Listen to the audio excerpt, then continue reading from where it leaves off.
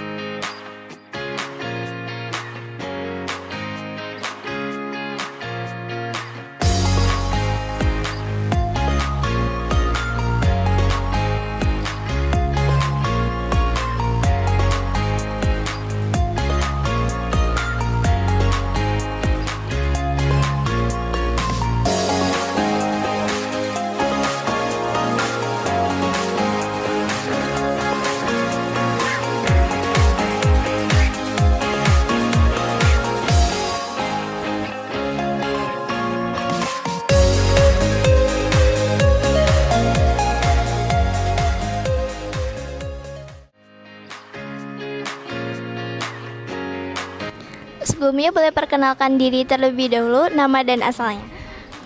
Perkenalkan, nama saya Fatihah Sidki Anjali Abdurrahman Ar-Rawsan, asalnya dari Pamekasan, Madura. Nama saya Tasyarafah Jihad, asalnya dari Jember. Langsung aja ya ke pertanyaan pertama. Gimana sih rasanya pas mau masuk pondok pesantren? Rasanya seneng banget gara-gara bisa menuntut ilmu, terus ya Allah sudah ngasih kemudahan buat belajar di sini, sudah ngasih kesempatan buat menuntut ilmu di sini.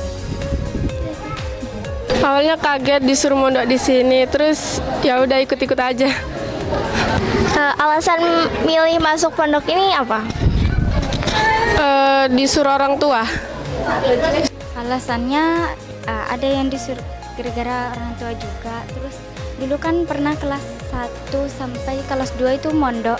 Terus gara-gara bilangnya gak betah padahal gak tahu karena apa itu. Akhirnya ngelanjutin di sini. Terus ya gitulah. Terakhir, persiapan apa aja yang udah kamu lakuin buat masuk pondok pesantren ini? Persiapannya gak ada belajar terus kayak tes mental gitu. Persiapannya adalah kuat mental, jiwa, fisik, harus punya ini niat yang lurus buat menuntut ilmu di sini. Ya, terima kasih ya. Sebelumnya boleh perkenalkan nama dulu dan asalnya. Nama saya Umu Hilal dari Kebumen, tepatnya Gombong, Jawa Tengah. Langsung aja ke pertanyaan pertama. Kenapa sih ibu memilih menyekolahkan anak ibu di pondok pesantren? Karena kalau kita lihat ya, pergaulan generasi sekarang itu kan pergaulannya sudah sangat bebas, ya. Mereka sudah sangat liberal, sudah free sex di mana-mana gitu ya. Dan serangan medsos, serangan budaya barat itu kan sangat keras ya.